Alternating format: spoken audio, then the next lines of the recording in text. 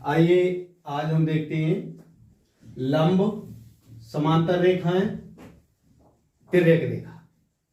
Number से तीनों को देखते हैं और फिर उसके बाद लंब खींचना, समांतर रेखाएं खींचना, आज इनकी रचना भी करेंगे। तो सबसे पहले लंब की परिभाषा मैंने यहाँ पे इसलिए लिख दी है कि आप वीडियो को रोककर नोट कर सकें, नोट कर लेंगे और फिर इनको लंब की रचना करना भी सीखेंगे। तो लंब की परिभाषा है लंब यानी परपेंडिकुलर, यदि दो रेखाएं परस्पर प्रतिच्छेद करें, प्रतिच्छेद का मतलब काटें, और उनके बीच का कोण एक समकोण हो, वे रेखाएं एक दूसरे पर लंब कहलाती हैं। तो चलिए सबसे पहले हम लंब को ही देखते हैं। कोई एक लाइन है, एक रेखा हमने खींची,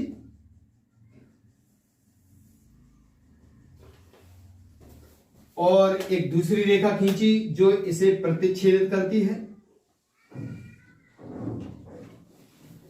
इस रेखा का नाम दिया हमने PQ, और ये खड़ी वाली रेखा है, इसका नाम है AB।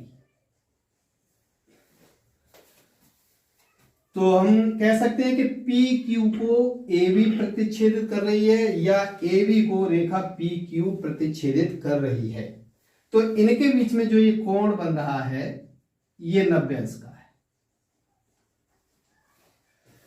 तो इस तरह से इसे हम लिखने के तौर पे लिखेंगे AB लंब, ये चिन्ह होता है लंब का, AB लंब PQ। अच्छा, इसमें लिखा है कि यदि दो रेखाएं परस्पर प्रतिच्छेदित करें और उनके बीच का कोण एक समकोण हो।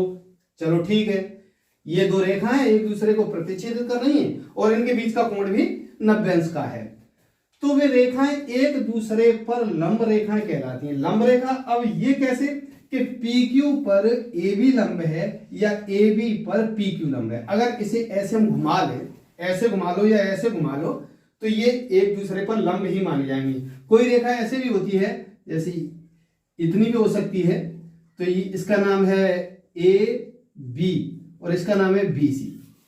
तो इसे हम लिखेंगे AB लंब BC। तो ये हमारी लंब की बहुत छोटी सी सरल सी परिभाषा है कि यदि दो रेखाएं एक दूसरे को या परस्पर प्रतिच्छेद करें और उनके बीच का कोण समकोण हो, तो वे रेखाएं एक दूसरे का लंब कहलाती हैं। आइए इसके बाद हम समांतर रेखाओं पे पहुंचते हैं। तो समांतर रेखाएं, पैरेलल लाइंस, इसलिए मैंने लिख दिया है ताकि आप वीडियो को रोक कर और अपनी कॉपी पे लिख सकें। गणित जब भी हम पढ़ते हैं, गणित का जो भी टॉपिक पढ़ते हैं, तो उस समय हमें आलस नहीं करना चाहिए। जेब में हाथ डाल के नहीं पढ़ा जाता है। हमेशा पेन, कॉपी, पेंसिल, जो भी आवश्यक सामग्री होती है उसे लेकर ही वीडियो को देखें और पढ़ें। अब इसको आप अपनी कॉपी पर कॉपी करें, नोट करें और समझ लें। एक ही तल में स्थित वे रेखाएं, एक ही तल में स्थित वे रेखाएं जो हमेशा समान दूरी पर चलें और कभी भी एक दूसरे को न काटें, समांतर रेखाएं कहलाती हैं। एक ही तल में स्थित रेखाएं जो हमेशा सदैव समान दूरी पर चलें और कभी भी प्रतिच्छेद न करें, समांतर रेखाएं कहलाती हैं। जैसे हमने एक प्रतिच्छेद न करें, इसका मतलब हमने ये लाइन एक खींच दी और एक ये खींच दी, एक ही तल में स्थित है, प्रतिच्छेद अभी नहीं कर रही है, लेकिन ये समांतर नहीं है। अगर हम इसे आगे बढ़ाते जाएं तो ये कहीं ना कहीं जाके प्रतिच्छेद कर रही है, तो ये समांतर रेखाएं नहीं है। समांतर रेखाएं बिल्कुल समान दूरी पे चलती है, इनके बीच की यहां दूरी है उतनी ही आगे रहनी चाहिए, या इधर है वो इधर रहनी चाहिए। जैसे रेल की पटरी चलती है, होती तो वो टेढ़ी मेढ़ी है, लेकिन उसकी पटरी बिल्कुल बराबर दूरी पे चलती है। अभी इसकी रचनाएं करना, अभी पहले परिभाषा बता दूं, अभी इसकी रचनाएं करना मैं बताऊंगा। सीधी सी इसकी परिभाषा है कि एक ही तल में स्थित वे रेखाएं जो सदैव समान दूरी पर चलें और एक दूसरे को प्रतिच्छेदित न करें। इन्हें कितना भी कहीं तक बढ़ाते जाइए, ये एक दूसरे को कभी काटेंगी नहीं, प्रतिच्छेद नहीं करेंगी। इन्हें समांतर रेखाएं कहते हैं। अब हम पहुंचते हैं नंबर 3, तिर्यक रेखा, ट्रांसवर्सल लाइन। ट्रांसवर्सल लाइन, तिर्यक रेखा वह रेखा है जो दो या दो से अधिक रेखाओं को भिन्न भिन्न बिंदुओं पर काटती है। नोट कर लें, वीडियो को रोककर नोट कर लें। तिर्यक रेखा वह रेखा है जो दो या दो से अधिक रेखाओं को भिन्न भिन्न बिंदुओं पर काटती है। जैसे ये हमारे पास दो लाइन है, दो रेखाएं हैं, एक रेखा L, इसका नाम L दे दें, ये M, दो रेखाएं हैं, और इसको एक रेखा जो अलग से है दोनों रेखाओं को काट रही है, इसका नाम T से देते हैं, T। तो कोई खास बात नहीं है। तिर्यक रेखा वह रेखा है जो दो या दो से अधिक भी हो सकती हैं, एक, दो, तीन भी हो सकती हैं। इन रेखाओं को काटती हुई जो रेखा निकलेगी उसे हम तिर्यक रेखा, ट्रांसवर्सल लाइन कहते हैं। आइए अब आज हम कुछ रचनाएं करेंगे। आज रचना करके देखते हैं। चलो रचना करना।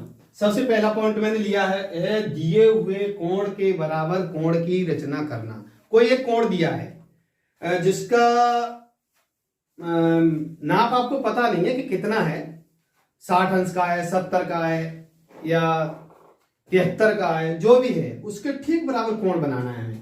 तो हमें कोण दिया हुआ है, ये एक कोण है हमारे पास।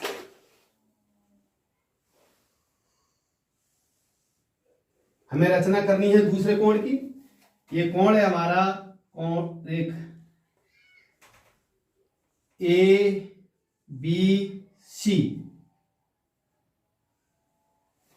पता नहीं इसका मान कितना है, यह हमें मालूम है कि इसका मान 75 अंश है। अब हमें ठीक इसी के बराबर दूसरा कोण बनाना है।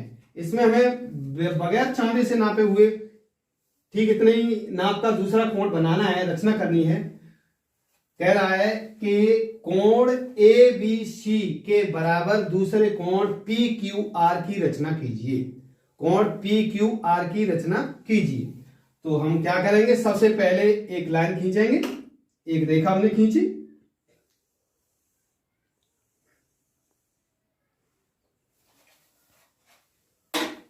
वीडियो देख के या रोक रोक कर जरूर उसी वक्त आप बनाते रहें। केवल देखने से कोई काम नहीं होता है, हमेशा करना ही पड़ता है। चलिए हम प्रकार का इस्तेमाल करेंगे। तो हमने क्या किया कि जो कोण दिया है कोण ABC, तो इसी पे एक चाप लगाएंगे, बिंदु B पर रख के एक हम चाप लगाएंगे, और जो ये हमने एक चाप लगाया, इसी दूरी से इसे बिल्कुल भी कम या ज्यादा नहीं करेंगे। ये हमें जहां पे दूसरा बनाना है वहां पे भी एक चाप लगाया।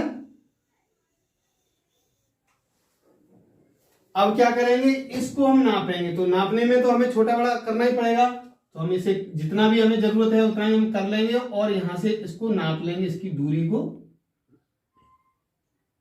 ये हमने नाप ली, इतनी बैठ रही है। अब इसे बिल्कुल भी हम न चौड़ा करेंगे न सकरा करेंगे, छोटा बड़ा कुछ नहीं। इसी दूरी से यहां पे रख के और इस चाप पर चाप लगा देंगे। और अब क्या करेंगे कि इस कटान बिंदु पे रखते हुए और जो हमारे रेखाखंड था उस रेखाखंड के उस सिरे पे रखते हुए एक लाइन खींचेंगे, एक रेखा खींचेंगे। जो हमारी कोण PQR बन के तैयार हुआ वो निश्चित ही कोण ABC के बराबर है। दिया था हमें कोण ABC, रचना करनी थी कोण ABC के बराबर कोण PQR। तो सर्वप्रथम हमने क्यू आर एक रेखा खींची, जिसके बिंदु क्यू पर एक चाप लगाया, उसी दूरी से बी को केंद्र मानकर बीसी से बी ए को काटते हुए एक चाप लगाया। माना कि ये एम और एन बिंदुओं पर काटते हैं। एम एन की दूरी प्रकार में नाप कर उसी दूरी से जो पी क्यू आर पे चाप लगाया था, तो हमने उसको नाम जो काट रहे थे एक्स वाई पर, मान लीजिए एक्स वाई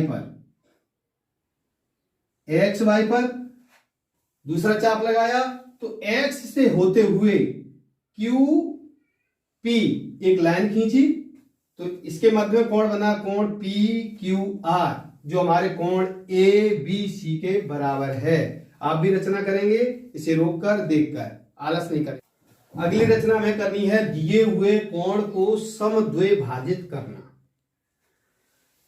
हिंदी के शब्द के अनुसार थोड़ा इसका अर्थ भी समझते जाएं। समद्विभाजित, समान दो भागों में बांटना। कोई भी एक कोण दिया है, माना कि कोण की नाप ये नहीं दी है या नहीं दी है, तो आप अपनी राजी से बना सकते हैं। अगर उसने दी है कि 75 अंश का एक कोण बनाइए और उसे समद्विभाजित कीजिए, तो सबसे पहले हमें 75 अंश का 75 डिग्री का एक एंगल बनाना पड़ेगा, और उसके बाद हम उसे दो भागों में विभाजित करेंगे।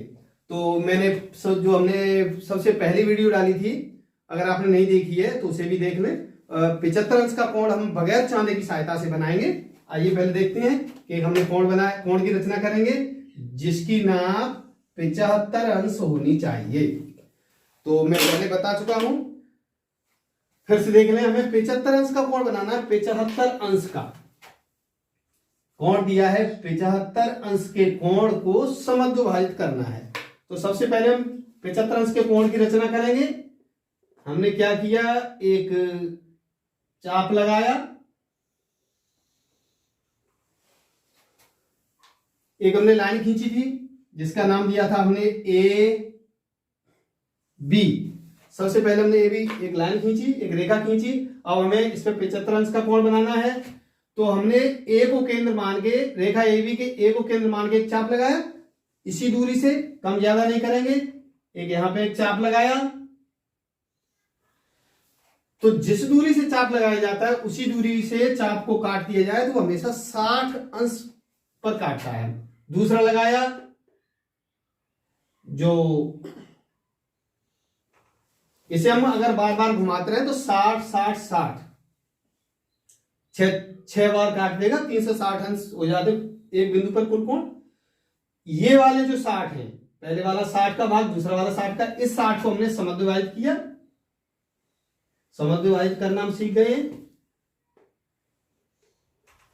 और ये हमारा पहला भाग 60 का था, दूसरे 60 के आधा यानी 30 का, तो 30 और 60 अगर हम जोड़ेंगे तो हमारा ये 90 अंश का कोण बन जाता है। हम लंब डालने की जरूरत होती है, तो लंब भी हम इस तरह से डाल सकते हैं, या लंब कहें, या लंब की परिभाषा ही होती है कि जब दो रेखाएं एक दूसरे को प्रतिच्छेदित करें और उनके बीच में 90 अंश का कोण बने तो उसे लंब कहते हैं। तो ये हमारा 90 अंश का कोण बनके तैयार हो गया। हमें बनाना था 75 अंश का, ये 60 का है, यहां तक 90 का है, तो यहां से यहां तक 30 का हिस्सा है, अगर उसका भी आधा कर लिया जाए तो 15 हो जाएगा, और 15 और 60 75 अंश का कोण बनके तैयार हो जाएगा हमारा। अब नए कोण के लिए हम अपने हिसाब से कोई भी दूरी ले सकते हैं। तो इसके लिए ये पहले वाले जो कटान है उससे एक चाप लगाया, और एक जो 90 अंश वाला है उससे चाप लगाया, यानी जो 30 वाला हिस्सा था, 30 अंश वाला इसका आधा कर दिया, तो ये 15 और 60 पहले वाला हिस्सा, ये यहां से यहां तक का 60 और ये 15, ये हमारा 75 अंश का कोण बनके तैयार हो गया। इस अगर तुम पहले का ध्यान हो या नहीं ध्यान हो तो पहले वाली वीडियो में देखना, हमने 75 अंश का कोण बना के तैयार कर दिया। अब इसका हमें समद्विभाजित करना है, दिए हुए कोण को समद्विभाजित करना, यानी 75 अंश का कोण दिया था हमने बना दिया। अब इसे हम समद्विभाजित करेंगे। तो जहां से ये, अब इसके आधे से ज्यादा ये दूरी होती है, हमेशा इसके आधे से ज्यादा लेंगे। अगर हम आधे से कम होगी तो यहाँ पे काट देगी, यहाँ पे आपस में काट नहीं पाएंगे, इसलिए थोड़ी आधे से ज्यादा होनी चाहिए। तो ये हमने ली, एक चाप लगाया और एक चाप दूसरा वाला हमने 75 अंश वाले से लगा लिया। ये हमारा निश्चित ही 75 अंश के कोण को समद्विभाजित कर देगा। आप करेंगे, करके देखेंगे, थोड़ी बहुत गलती भी हो सकती है। चलिए दोबारा सुन लें।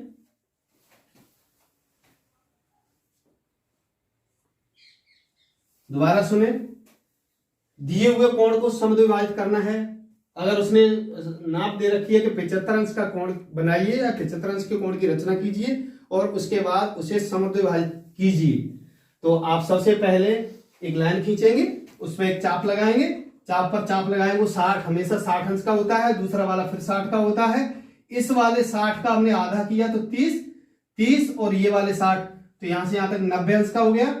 यहां से यहां तक का 60 और यहां से यहां तक का 30, इस 30 का आधा किया हमने, यहां पे चाप लगा के, यहां से चाप लगाया और यहां से लगाया, तो ये हो गया हमारा 15 और 60, 75 अंश का हमने कोण बनाया। और 75 अंश का समद्विभाजन करने पर या आधा करने पर, तो जहां पे 75 अंश वाली रेखा है उसका ध्यान रखेंगे, इधर से यहां पे लगाएंगे, इधर से ध्यान रखेंगे, ना इससे ना इससे। 75 अंश वाले जो रेखा खींची है उस कटान बिंदु से चाप लगाएंगे, जो एक दूसरे को बिल्कुल काटेंगे, जो कटान बिंदु होगा वो आधा होगा। इस तरह से हम रेखा दूसरी खींच देंगे AD। तो इस प्रकार बना कोण हमारा जो AD है, कोण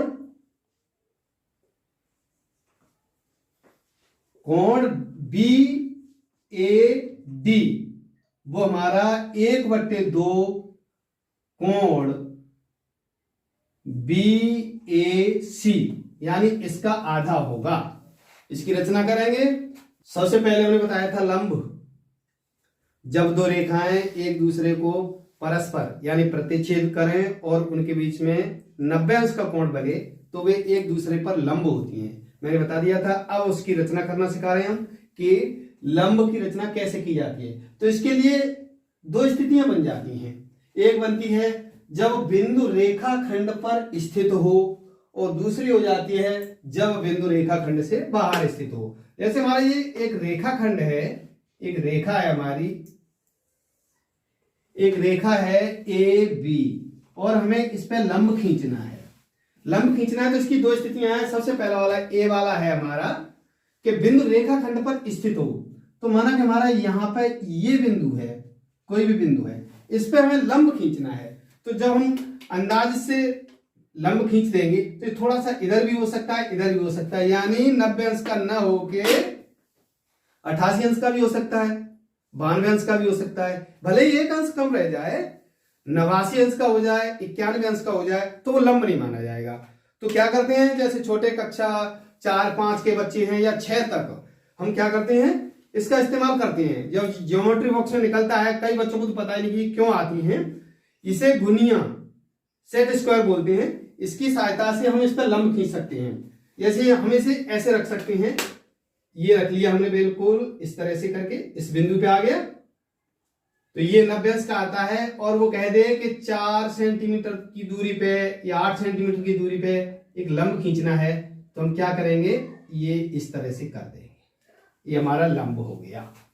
इसका इस्तेमाल करते हैं। इसका भी हम नाम दे सकते हैं MO बिंदु पर, तो इसे हम कहेंगे, लिखने के लिए मैंने बताया था OM लंब AB। तो अब हम इसे बगैर सेट स्क्वायर के इस्तेमाल किए हुए केवल पटरी और प्रकार की सहायता से लंब खींचेंगे। आइए हम लंब की रचना करेंगे। देखिए, इसी रेखा पे, माना कि इसी रेखा पे हमें एक बिंदु दिया है O, और O पे होते हुए हमें एक लंब खींचना है। तो क्या करते हैं हम, सबसे पहले जो बिंदु दिया है, पटरी प्रकार की सहायता से हमें रेखा AB पर स्थित बिंदु O से होते हुए लंब खींचना है। अब हम ये नहीं कह सकते कि जो O बिंदु है वो रेखा के ठीक बीच में कहीं भी हो सकता है, दिया हुआ बिंदु है। तो यहां से हमने O बिंदु को केंद्र मान के एक चाप लगाया बड़ा सा, यानी अर्धवृत्ताकार बना दिया, जो रेखा AB को दो बिंदुओं पर काटती है। इसके तुम चाहो तो नाम भी रख सकते हो कि इनको ये M और N बिंदुओं पर काटती है। चलिए M और N नाम रख दिया हमने। M और N से, यानी जो अब इसकी दूरी थोड़ी सी बढ़ाकर और एक चाप हमने M को केंद्र मान के लगा दिया, कहीं भी लगा सकते हो ऊपर या नीचे, ऊपर ही लगा दिया। एक हमने N को केंद्र मान के चाप लगा दिया, जो एक दूसरे को P पॉइंट पर काटते हैं। P बिंदु पर P और O को मिलाते हुए हमने एक रेखा खींच दी जो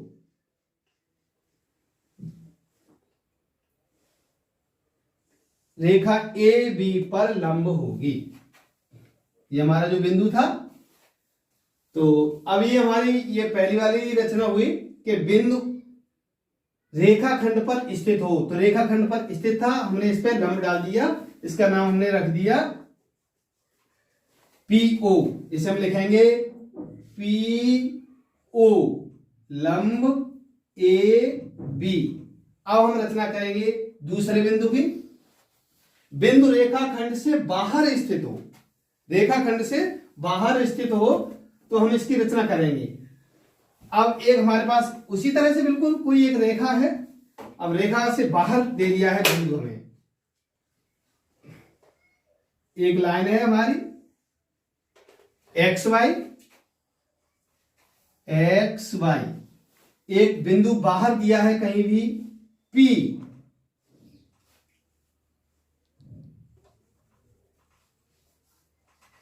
बिंदु दिया है। अब P से हमें लंब करना है। हम इसे अंदाज से ऐसे नहीं खींचेंगे, ऐसे रख के, अगर ये थोड़ा सा इधर भी हो सकता है, इधर भी हो सकता है, बिल्कुल एग्जैक्ट बनाना है। तो अब हम क्या करेंगे, जब हम रेखाखंड से बाहर हो तो उस बिंदु को केंद्र मानकर, पहले भी हमने बिंदु को ही केंद्र माना था, बिंदु को केंद्र मानकर एक हम चाप लगाएंगे, एक नोक बिंदु पर, दिए हुए बिंदु पर, और जहां पे हमारी पेंसिल लगी हुई है उससे हम चाप लगा देंगे, जो एक दूसरे को, यानी जो रेखा XY को दो बिंदुओं पर, हम इनके नाम MN ही रख रहे हैं, MN पर काटते हैं। अब हम क्या करेंगे कि M और N से नीचे की तरफ चाप लगाएंगे,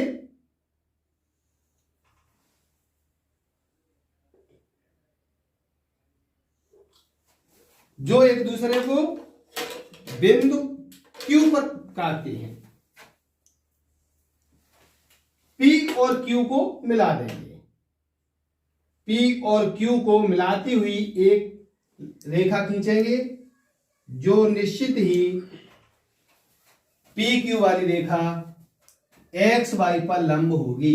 यानी जो हमारा बाहर बिंदु रेखाखंड से बाहर हो, बाहर हमारा बिंदु दिया था P और उससे हमने इसमें लाइन खींची, तो रेखा XY पर PQ लंब होगा। चलो बिंदु पर हम आए, किसी दिए हुए बिंदु से जाने वाली एक दी हुई रेखा के समांतर रेखा खींचना। किसी दिए हुए बिंदु से जाने वाली एक दी हुई रेखा के समांतर रेखा खींचना। अब एक रेखा दी हुई है हमें AB, कक्षा 6 या 6 से नीचे वाले बच्चे हैं तो वे फिर से सेट स्क्वायर का इस्तेमाल करके लाइन खींच सकते हैं। तो इसमें हम क्या करते हैं कि इस रेखा को रख के दो जगह पे हम दूरी ले लें, क्योंकि समांतर रेखा की परिभाषा है कि वे रेखाएं जिनमें सदैव दूरी बराबर रहे और वे कभी एक दूसरे को प्रतिच्छेद न करें, समांतर रेखाएं कहलाती हैं। तो इस रेखा से हमने इस सेट स्क्वायर का इस्तेमाल करते हुए, ये गुनिया है ज्योमेट्री बॉक्स में, इसका इस्तेमाल करते हुए इसे इस तरह से यहां पर सीधा रखेंगे, बिल्कुल सीधा रखते हुए एक निश्चित दूरी ली। मैंने अपनी गुनिया के अनुसार 20 सेंटीमीटर ली, यहाँ पे बिंदु लगाया, इसका नाम भी डाल सकते हैं, यहाँ पे दूसरा। अब इन दोनों को मिलाती हुई एक लाइन हम खींच देंगे, तो निश्चित ही हमारी एक समांतर रेखा होगी, AB के समांतर रेखा होगी। इसकी छोटी क्लास वाले बच्चे इस तरह से रचना कर सकते हैं। अब आई बात कि हम केवल प्रकार, पेंसिल और पटरी का इस्तेमाल करेंगे। Use for only scale, pencil and compass. चलिए,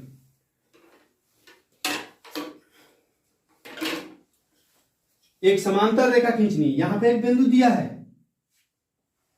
और ऐसी समांतर रेखा खींचनी कि इस बिंदु से होके ही जाए, इसी बिंदु से होते हुए जाए। अब इस बिंदु से अगर हम सीधे सीधे ऐसे खींचना चाहेंगे तो ये थोड़ा सा ऐसे भी हम घुमा सकते हैं, ऐसे भी घुमा सकते हैं, तो बिंदु से तो जाएगी लेकिन समांतर नहीं होगी। समांतर नहीं होगी तो हम इससे पहले सीख चुके हैं कोण, दिए हुए कोण के बराबर कोण की रचना। इसीलिए ये क्रम से सिखाया जाता है कि कोण बनाना सीखना है। तो सबसे पहले हम क्या करेंगे, कोई भी एक लाइन खींच लेंगे जिसे हम ट्रांसवर्सल लाइन भी कह सकते हैं। एक तिर्यक रेखा खींच ली हमने, इस बिंदु से होती हुई, इस बिंदु से होती हुई हमने एक रेखा खींच ली और हमें समांतर रेखा खींचनी है। तो अब क्या करेंगे कि एक चाप जो रेखा पे कटान बिंदु है वहां से लगाया हमने, उसी दूरी से जो बिंदु दिया है उस बिंदु से उस जो पहले चाप लगाया उसकी ठीक विपरीत दिशा में एक चाप दूसरा लगा लिया। इस दूरी को अब हम प्रकार में नाप लेंगे, जो भी जितनी भी होगी उसे प्रकार में ही नापेंगे